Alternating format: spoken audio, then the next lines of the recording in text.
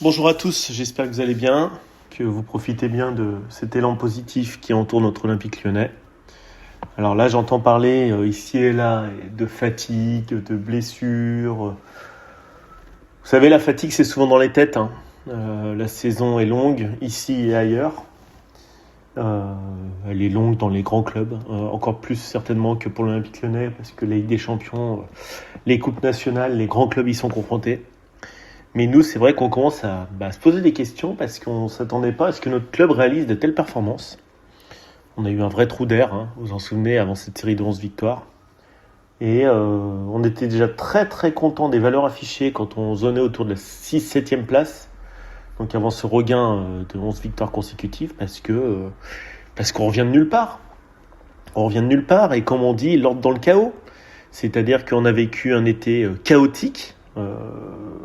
La fin d'un très très très long épisode Textor et Enco. Et en fait, derrière, on enchaîne. Première vitesse, deuxième vitesse, troisième vitesse. Puis on s'aperçoit que notre voiture, qui n'était pas prévue pour aller sur le circuit, elle arrive quand même à rouler tranquillement en 5e, puis en 6e à 200 sur le circuit. On était étonnés. Et puis on se pose des questions. Est-ce que le moteur va pas lâcher? Est-ce que les pneus sont à changer? Est-ce qu'on a assez d'essence? Et puis ça continue. Et en fait, on est tous à se questionner, je pense. Là, on est arrivé à un point où on se dit, ça s'arrête quand? Donc là, on se cherche inconsciemment peut-être des excuses. Alors j'en avais parlé à Thomas. Oula, la fatigue. Oula, le mental. Oula, la surperformance. Oula, la blessure. Mais attendez, à un moment donné, ça marche.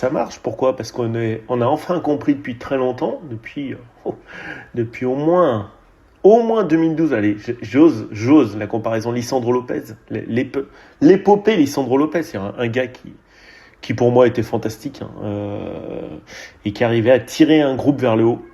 Et c'est peut-être l'une des premières fois depuis si longtemps qu'on a un groupe complètement uni vers une trajectoire. Vous avez comme une perspective au dessin. Tout le monde regarde le point de fuite au fond, et tout le monde est focalisé là-dessus. Donc bravo aux dirigeants.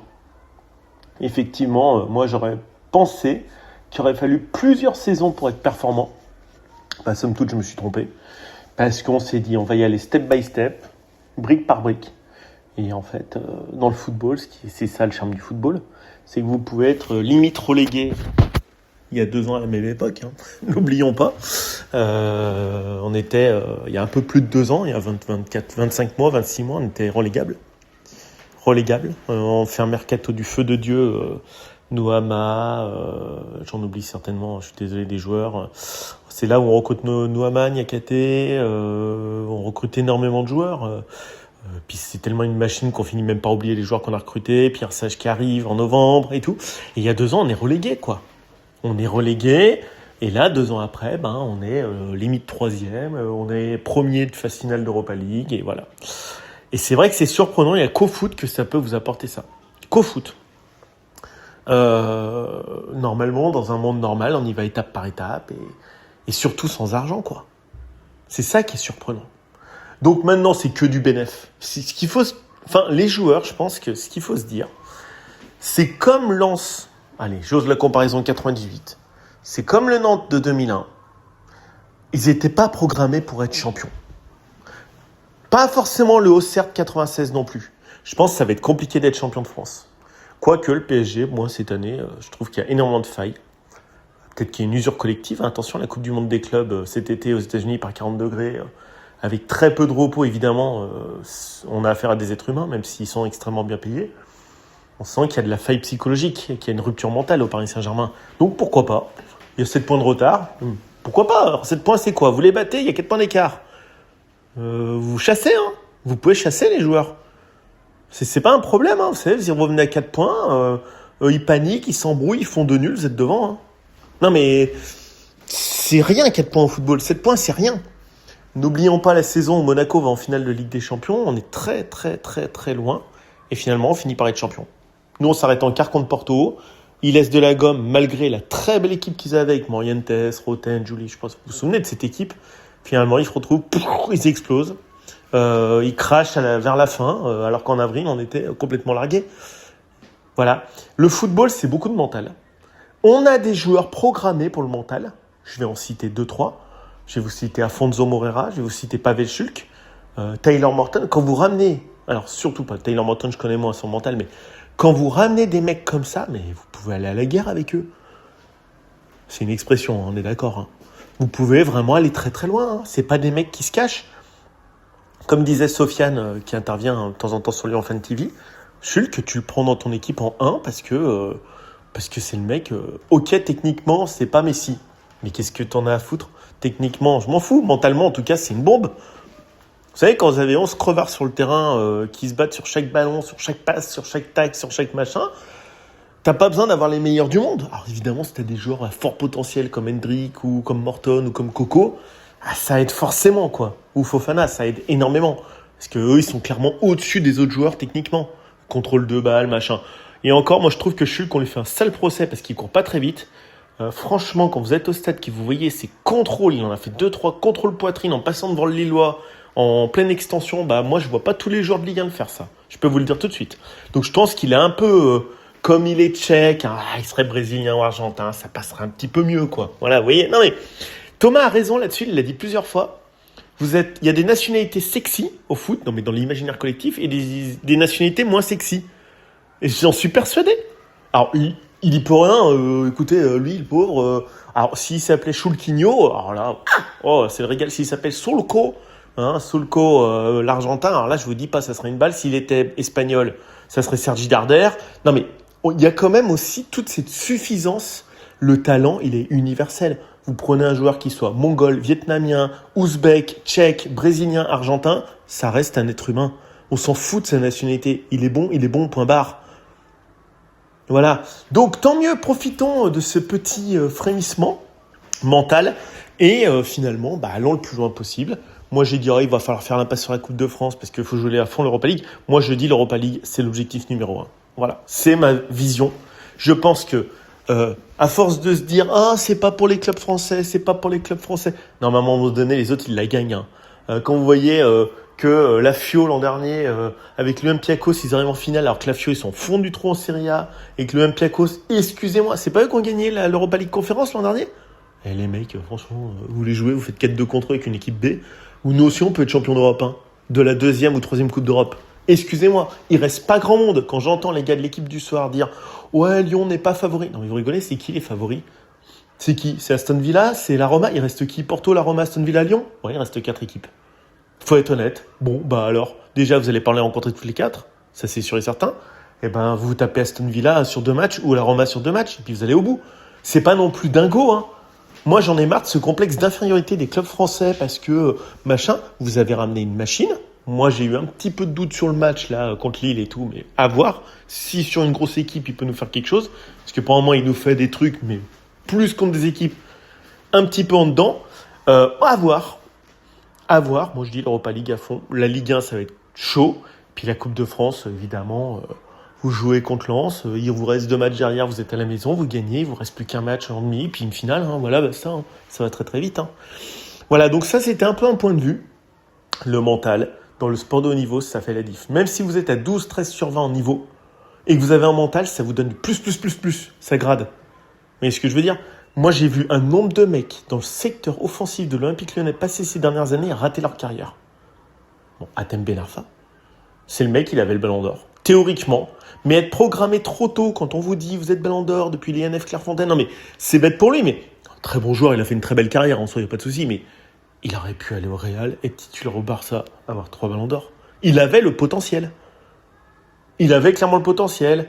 Il y a d'autres joueurs comme ça qui sont passés un petit peu au travers. Jérémy Ménez, machin. Il suffit, alors lui il n'est pas passé par Lyon, mais il suffit que vous avez un mec, qui ait un mec ou deux, qui ait une mauvaise trajectoire à un moment donné, dans le choix du club, dans l'investissement, vous mettez le mental de Shulk dans Ben Arfa, là c'est open bar. Alors là, vous jouez à côté de Cristiano Ronaldo tous les week-ends. Voilà. C'est ça aussi, c'est que l'aspect mental, on parle trop souvent en fait c'est très français, on parle trop souvent de niveau technique du joueur. Là, quand j'entends Sofiane, moi j'adore ce qu'il a dit, mais je suis pas sûr qu'il soit si limité que ça, Shulk. Il court pas très vite, mais le mec, pour conserver la balle, passer devant le Lillois, contrôle en pleine extension, en pleine course, comme fait Paqueta, la moitié du joueur de l'OL, ça va le faire, ça, concrètement. Moi, je pense qu'il est un petit peu victime de sa nationalité. Je vous le dis honnêtement. Vous le mettez argentin ou brésilien, on n'a plus la même chanson. J'en suis persuadé. ou espagnol, voilà, ou voilà. Donc voilà, donc ça c'est des choses, alors tant mieux. En tout cas, bravo au travail de l'équipe de Benjamin Charlier, de toutes ses équipes, et de Mathieu Lujan, comme quoi quand on laisse bosser les gens et que c'est pas Textor qui fait le mercato, ça va mieux, concrètement. Après, moi, il y a un autre point de vue que je voulais aborder dans cet édito, donc au-delà de l'aspect mental, c'est l'aspect rémunération de certains joueurs. Alors, moi, il y a des choses qui me chagrinent un tout petit peu dans l'effectif. Je vous le dis honnêtement tel que je le pense. Je pense qu'il y a Afonso Moreira et de se dire je suis quand même le cocu de l'affaire. Parce que là, je suis devant mon ordi, donc faire footmercato.net. Moi, je me base là-dessus. Et je vois les rémus. Je vois les rémus de certains joueurs. Je me dis, Ruben Kluivert, il a 22 000 euros par mois. Je vous dis ça. Je vois que notre ami Afonso Moreira est à 53 000 euros par mois. Que Pavel Schulk, lui, est à 100 000 euros. Et que Fofana est à 77. Bon, Keïs Mera, a priori, il est à 76. Bon, pour moi... incontestablement, il est beaucoup moins impactant qu'Afonso Moreira, mais il n'est pas non plus à des pays déconnants, concrètement. Donc je me dis, comment on peut avoir des mecs comme Hans Hatteboer à 120 000, surtout Tanner Tessman à 128 000, c'est-à-dire que Tanner Tessman gagne 2,5 fois quand même le salaire d'Afonso Moreira. Ouais, tenez-vous bien, accrochez-vous bien à la selle. Tyler Morton, il a 106 000. Donc Schulk et Morton, c'est du 100 000. Vu qu'ils sont titulaires tous les matchs, c'est quand même normal. On paye quand même un mec comme Nouama 250 000, alors que ça fait un an qu'il n'a pas mis la tête dans le gazon, et moi je suis moyennement fan de ce joueur depuis le début. Alors après, quand vous payez des joueurs qui reviennent, ou qui viennent de gros clubs de première ligue, comme Niakate, vous les payez 300 000, Coco, vous le payez 450 000, mais ils ont des rôles de leader. Tagliafico, là, va falloir quand même qu'il se réveille, parce que 273 000 pour les 6 premiers mois qu'il a fait à l'OL, là, sur son nouveau contrat, ça me gêne. Moi, ça me gêne. Je vous le dis honnêtement, il lui reste un an de contrat derrière. Enfin, autant j'ai adoré le Tagliafico des 4 premières années à l'OL, autant là je commence à avoir beaucoup de mal, même s'il est blessé. Je trouve qu'il se disperse beaucoup, là maintenant il fait de YouTuber, Thomas m'a envoyé ça, il fait YouTuber sur Pikachu, je sais pas quoi et tout. Je le trouve beaucoup moins concerné par l'Olympique Lyonnais, peut-être l'âge du capitaine, 33 ans. Mais bon, moi je suis quand même gêné, alors on va dire lui il est champion du monde, c'est un leader, donc il a mérité, il a bien négocié son contrat, peut-être que... va falloir quand même regarder si on le prolonge ou pas, ou si il part cet été, notre ami, parce que voilà... mais bon, après voilà, on paye des joueurs qui viennent d'Arsenal comme Maitland Niles 183 000, on paye du Clinton Mata 180 000, on paye du Dominique Grève 150 000, mais surtout, je pense qu'il y a un ou deux joueurs, surtout Tessman, va pas falloir s'emmerder longtemps avec lui, sachant que vous avez quand même des mecs comme Morton, Schulk ou Fofana et tout, qui sont quand même bien en deçà de sa rémunération, quoi. Voilà. Moi, Tessman, vous savez ce que j'en pense. Moi, je pense qu'on a besoin d'un nouveau milieu de terrain. Parce que là on est un peu juste concrètement, même si on a pris Nartet. Je pense que dès qu'on n'a pas nos gros joueurs du milieu, on peut pas trop faire confiance à l'américain. Je suis désolé pour lui, j'ai rien contre lui du tout, mais il a une technique de balle pourrie, des passes pourries, il est lent sur le terrain, il est jamais en phase avec ses coéquipiers, voilà. Donc moi je vois quand même que on a des joueurs pétris de talent. On va me dire ouais mais ils sont jeunes, ils viennent d'arriver, Fofana machin, il est pas cher, il est à 117 000 et tout. Alors Fofana il est blessé. Mais voilà, vous voyez par exemple cet été va pas falloir attendre 10 ans pour dire à Afonso Moreira faut que tu changes de grille de rémunération parce que moi un mec comme ça qui soit pas payé 90 ou 100 000 ça me choque. Faut pas que ça soit le sbull dans le vestiaire parce qu'il y a des mecs qui se disent il y a Tessman qui gagne 2 fois ma paye. Non mais vous comprenez ce que je veux dire. Pour moi, Keïs Mera, il peut pas gagner plus aujourd'hui qu'Afonso Moreira. Voilà, c'est des petits trucs comme ça qui me gênent. Voilà, Afonso, il a un très très mauvais niveau de rémunération. Vu l'importance qu'il nous donne, donc va vite falloir se bouger pour faire quelque chose sur son contrat. Parce qu'on peut pas se permettre d'avoir des écarts comme ça. Alors évidemment, vous allez me dire, ouais mais tu fais gonfler la note de 50 000 balles par mois. Ouais, mais à un moment donné, faut justifier quoi. Faut justifier pourquoi des mecs qui ont moins d'impact dans le terrain. Alors évidemment, Hatteboer, il a 120 000, c'est un prêt. Voilà, donc c'est un mec, dans 3 mois, il est plus là. D'ailleurs, ciao, bonne aventure mon ami. Moi, j'ai vu des matchs d'Hatteboer quand il était à l'Atalanta Bergame. C'est très très différent du joueur qu'il était à Rennes et à Lyon. Bon, c'est juste du complément extrêmement cher pour moi, en remplaçant de Maitland Niles. C'est extrêmement cher, franchement, je vous le dis, pour ce qu'on a, quoi. Voilà. Mais il est là pour 6 mois, on s'en fout. Voilà, donc de Ruben Kluivert, si on veut le garder, parce qu'il fait quand même une belle fin de saison, et Afonso Moreira, il va falloir quand même pousser un petit peu vers le haut la Rému. Pareil, Rémi Descamps, il a joué quand même beaucoup de matchs, il a 25 000. C'est pas possible, quoi. Voilà, faut le monter à 50 000, quoi. Non, mais voilà, par contre, Tessman, trouvez-lui une porte de sortie à ce bonhomme à 128 000 par mois. Alors, ce qui est bien, c'est que c'est quand même plus du tout les Rémus d'avant. Hein, les rémus déconnantes de Maxence Cacré à 300 000, de Ryan Cherki à 300 000 parce qu'ils tapaient tout le temps à la porte du bureau. Alors même s'ils avaient du talent, mais dès 20 ans, machin et tout, je te sors du centre, je fais quelques bons matchs, je demande tout de suite 300 patates, moi ça me va pas quoi. Ça c'est fini déjà. Donc la rémunération elle est pas si élevée que ça. Enfin, vous allez me dire par rapport aux nôtres, oui évidemment. Mais il y a une ou deux anomalies de rémunération qu'il va falloir faire très très attention parce que Afonso Moreira, je peux vous dire que ça, je pense qu'il y a un paquet de clubs qui doivent foutre leur nez là-dedans pour regarder, oula, mais dis donc, 50 000, c'est une donnée publique, hein, 53. Hein. Voilà, c'est un mec, vous pouvez le récupérer hyper vite. Hein. Là, franchement, faut pas qu'on soit nous les cocus de l'affaire parce qu'on a déniché des pépites. En l'occurrence, Pavel Schulk à 100 000, c'est pas déconnant, sachant que c'était le meilleur joueur de République tchèque l'an dernier. Voilà, donc il y a des coups à faire. J'espère que la cellule de recrutement, contrairement à l'été dernier, aura du temps pour travailler. Voilà. Par contre, moi, je vois pas trop l'intérêt de notre ami ukrainien qui vient blessé. J'oublie son nom, excusez-moi, je le bouffe à chaque fois. De l'Olympiakos, notre ami, je cherche son nom en plus à chaque fois. Voilà, bon, j'ai perdu son nom. Voilà, l'attaquant ukrainien que je connais pas, mais bon, qui est a priori extrêmement blessé. Romanchuk, voilà. Mais bon, moi, je suis pas hypé par ce genre de recrue. Je trouve que les prêts, il y a beaucoup de déchets en dehors d'Hendrick. Beaucoup de déchets sur les prêts. Karabec, c'est moyen.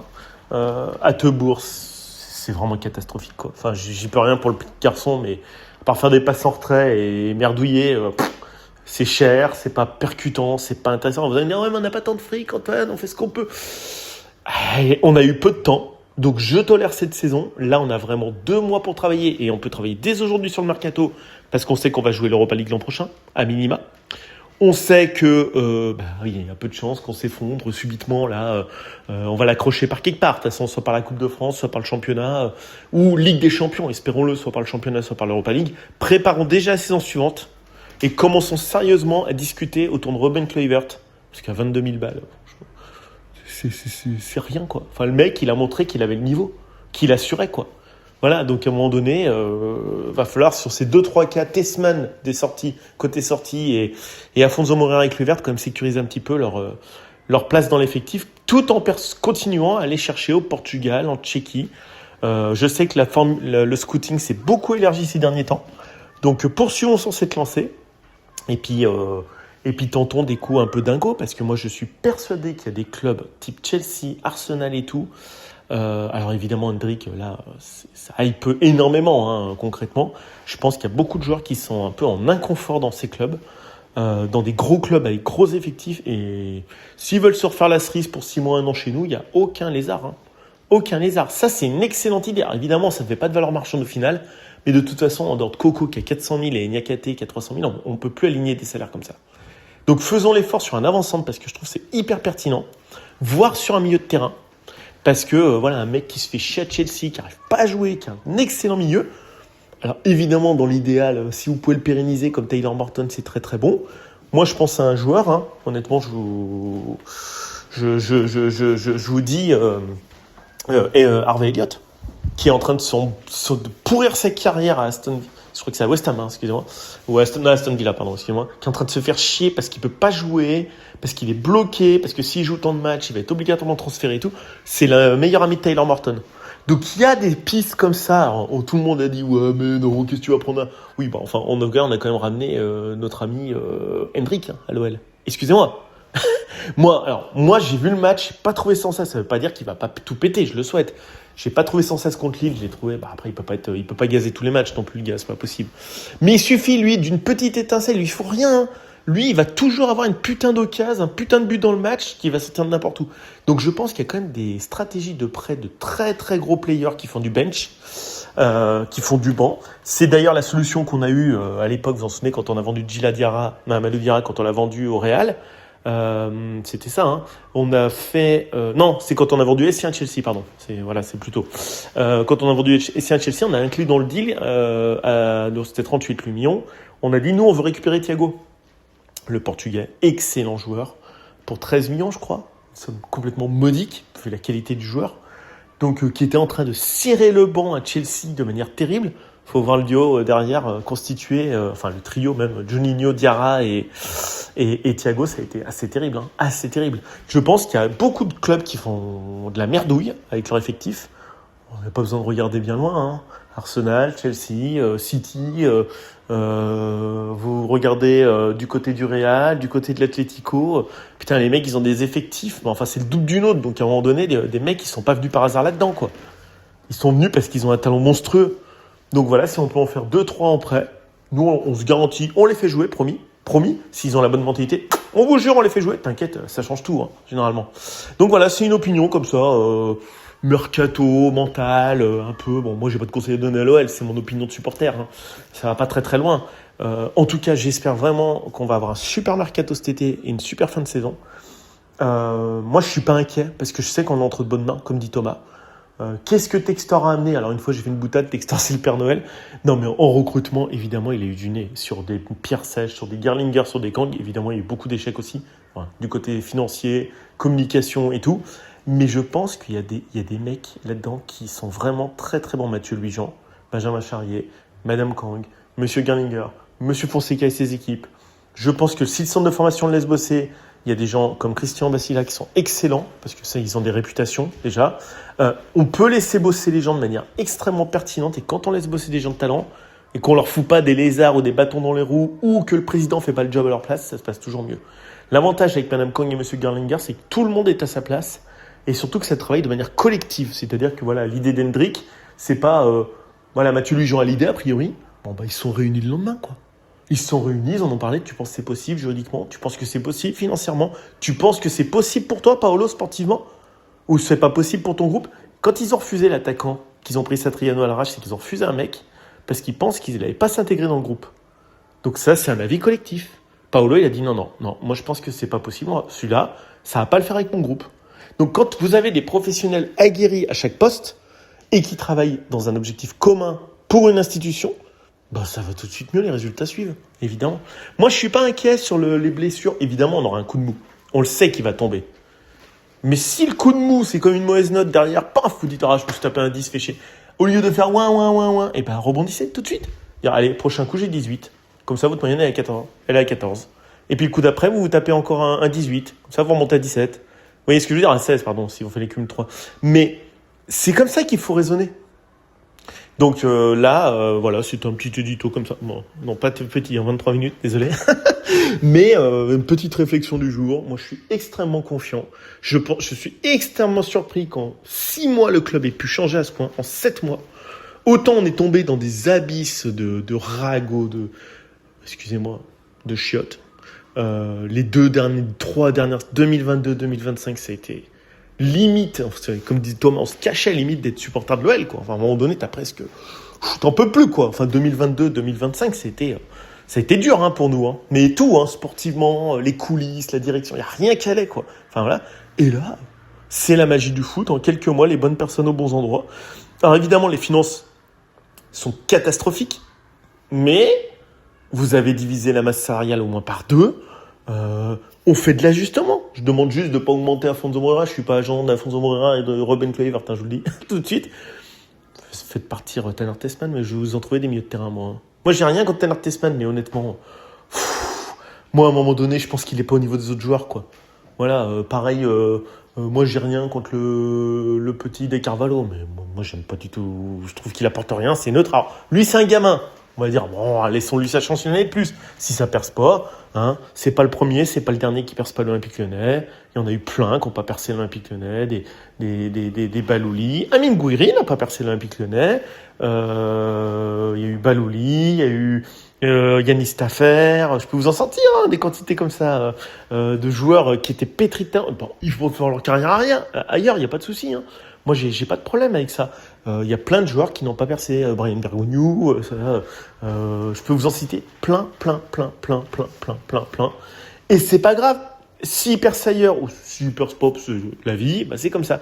Moi, à un moment donné, c'est pas parce que tu es joueur du centre de formation que on va te donner un gros salaire comme c'était le cas il y a pas si longtemps. Voilà. Moi, un joueur qui tape tous les 2 minutes à la porte du bureau, comme Ryan Cherky faisait, et d'ailleurs John Textor l'a dit, bah, à un moment donné, non, quoi. Enfin, c'est toi ou c'est le projet qui est plus important? Moi, je veux bien. Alors, si c'est Clata City, tant mieux, je l'ai dit 15 fois, tant mieux pour lui, je souhaite l'équipe de France à fond, de réussir sa carrière, mais à un moment donné, c'est parce que tu es du centre de formation comme Maxence Cacré, ou comme Ryan Cherky, ou comme d'autres, que tu es au-dessus. Voilà, tu as une paye. Si tu veux des blindes 100 fois plus chères, bah, va dans un grand club. Moi, faut jamais forcer. Enfin, faut jamais que ça se déséquilibre le rapport employeur-employé, rémunération-rémunéré. Voilà, à un moment donné, moi, je voyais les joueurs, parce qu'ils étaient du centre, et ça, c'était la politique de Jean-Michel Aulas, hein. Donc, voilà, c'était de fortement rémunérer des jeunes du centre de formation pour les mettre en avant. Mais à un moment donné, tu peux pas être à 300 000 balles et être au même paye que des Paqueta, des Guimarães, des mecs qui sont en équipe du Brésil, alors que tu n'es jamais allé en équipe de France, toi. Enfin, c'est pas possible, quoi. Et ça a été fortement rééquilibré ces derniers temps. Donc, voilà, moi, je suis quand même très attentif, quand même, parce que je vois encore quand même des jeunes loups de l'OL, là, ils sont un peu en dedans. Je leur souhaite quand même de réussir, mais il va falloir quand même se mettre très, très vite au niveau des pavés de Schulk. Voilà, moi, quand je vois, par exemple, Keïs Mera, j'aime beaucoup, il a l'air très gentil. Bon, il n'y a pas un gros écart d'âge avec Afonso Moreira. Par contre, au niveau mental, je pense que c'est le jour et la nuit, hein. Le mec, il a quitté son Portugal, il a 1 an et demi de plus que lui. Je pense que mentalement, je me fais pas de défi, je prends Afonso. Donc, à un moment donné, au centre de formation, il va falloir que ça soit un peu plus raide aussi, hein. Et scolairement, parce que je pense que scolairement, ça a déjà été prouvé 10 fois que ça va pas. Et puis au niveau mental. Voilà, il va falloir quand même avoir la bave aux lèvres, hein. Parce que le foot de haut niveau, c'est la bave aux lèvres. Moi, quand je vois le match d'Afonso Moreira contre Lille, j'étais au stade. Putain, le mec, moi, j'aimerais pas être le mec qui joue en face de lui, hein. Ah, pas ça, il va tacler, il va tirer le maillot, il va mettre un tête contre tête, il va être provoqué, il va tomber par terre, se rouler 4 fois par terre, il va faire une passe D, Non, il y arrête jamais, le mec. Il arrête jamais. Bon, à un moment donné, moi, les mecs du centre de formation, allez-y, hein, faites pareil. Putain, moi, je veux que ça, moi. Moi, je veux des mecs qui déchirent. Je veux des mecs. Je m'en fous. T'as le meilleur contrôle de balle du monde. Je m'en pète les raches. Moi, je veux que t'ailles tacler si t'es un ailier. Comme Lisandro Lopez, comme Afonso. Ça, quand vous voyez un ailier qui vient vous filer un coup de main comme ça, que vous êtes Robben Kluivert, que vous êtes en difficulté face au mec de Lille, quand vous voyez qu'Afonso, il a plié, il est revenu 10 fois, 15 fois vous aider, et qu'en face, Hendrick, il l'aide pas. Par contre, ça, c'est autre chose. Mais ça, c'est un truc qui m'a gêné, quand même, je vous l'ai déjà dit. Moi, je veux quand même des mecs qui en est. Voilà, donc moi, j'adore les joueurs du centre de formation de l'OL, mais à un moment donné, il va falloir quand même montrer vraiment, vous mettre le niveau de curseur au niveau des autres joueurs de l'Olympique Lyonnais qui sont étrangers. Bon, faut pas oublier qu'Hendrick, il a 1 an de plus que Keïs Mera et notre petit joueur, là j'oublie toujours son nom, excusez-moi, De Carvalho. De Carvalho est plus vieux quand même que Hendrick, hein, et il a l'âge d'Afonso. Le centre de formation de l'OL, trop longtemps, ça a été, je suis au centre de formation, je suis assuré que je vais peut-être percer, machin. Non. Là, l'OL, ça a beaucoup changé. Maintenant, les places sont chères. Les places, c'est au mérite, c'est au mental, c'est au sportif. Voilà. Et quand vous voyez des Schulk, des Moreira, ou même Hendrick qui se enfin, voilà, il y a du mental, quoi. Clairement, il y a du mental. Bah, faut monter le niveau de curseur mental, le niveau physique. Va falloir aller à la salle de muscu aussi, les gonzes, hein, un petit peu. Voilà. C'est une opinion de supporter de l'OL. Moi, en tout cas, le centre, j'aimerais vraiment, parce que pour moi, c'est pas des joueurs qui percent par hasard, ils rentrent pas en pro par hasard. Va falloir quand même que le cap mental et physique, il soit un cran au-dessus. C'est des joueurs généralement de l'OL, du centre de formation très doués techniquement, mais physiquement et mentalement, moi j'ai un peu des doutes, quoi. Voilà, donc c'est pas grave, hein, la roue elle tourne, hein. S'il faut aller s'aguerrer un peu à Annecy ou pour Rodriguez ou s'aguerrir un peu à Montpellier comme au Lébé, bah allez-y les mecs, allez vous faire les dents Ligue 2, c'est chaud la Ligue 2. Et si vous y arrivez, vous passez un cut, vous reviendrez, vous pouvez avoir une place à l'OL, il n'y a aucun problème. Donc voilà. Mais voilà, c'est un édito très très long, désolé. Voilà. Et puis très bonne journée à tous, en tout cas. Bon prochain match contre Nantes. Allez l'OL.